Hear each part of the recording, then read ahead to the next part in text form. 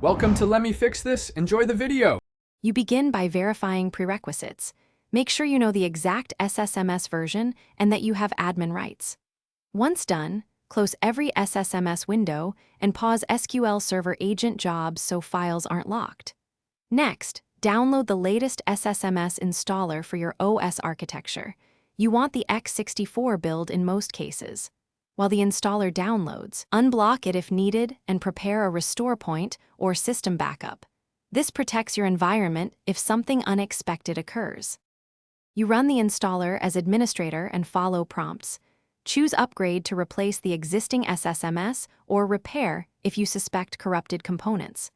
Make deliberate choices on optional features like Azure integration and localized language packs because they affect install size and dependencies. During installation, watch the progress and note any warnings.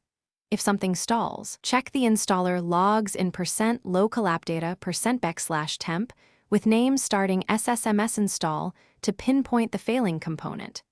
Make sure required Windows updates and NET are present to avoid silent failures.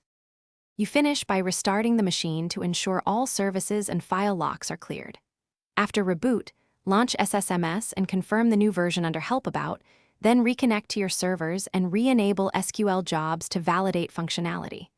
If something goes wrong, don't panic. First inspect the install logs and Windows Event Viewer for specific errors. If errors persist, uninstall SSMS, remove residual folders, and perform a clean install with the installer run elevated.